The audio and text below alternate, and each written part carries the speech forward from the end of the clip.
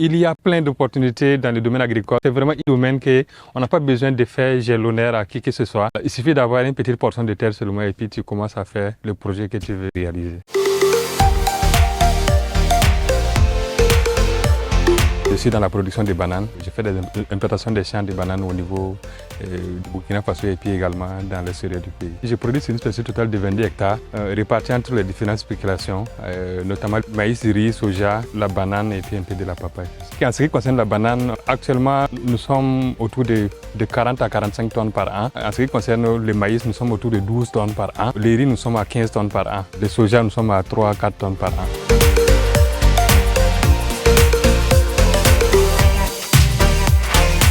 Les difficultés, c'est en ce qui concerne les 3 F, notamment le foncier, la formation et puis le financement. Il faut savoir que la formation ne finit jamais. Il faut aller tout le temps avec les gens pour se faire former parce qu'il y a des innovations qui s'ouvrent du jour au lendemain. En ce qui concerne le financement aussi, vous savez que quand on est jeune, pour avoir le financement, ce n'est pas aussi aisé parce que les bailleurs de fonds demandent beaucoup de garanties. Donc ce qui ne nous permet pas, en tant que jeunes, d'avoir assez de financement pour pouvoir réaliser nos rêves.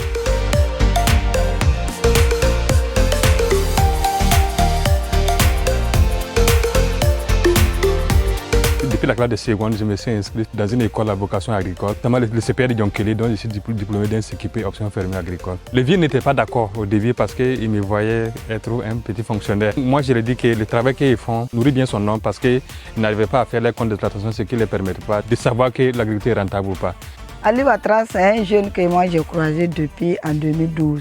Lors de notre foire, quand il est arrivé, il s'est approché de moi, il m'a salué gentiment, il m'aidait à vendre. Quand on a fini, il dit « Tanti, moi je veux ton numéro, après je vais passer chez toi et je vais comprendre plus ton travail ». C'est en 2012, aujourd'hui ça fait quelque chose de 11 ans. À ce temps, les jeunes ne sont pas nombreux qui aimaient l'agriculture. Donc je me suis méfiée au début là. Ce sont les jeunes comme les Ali là qui vont impacter le Burkina.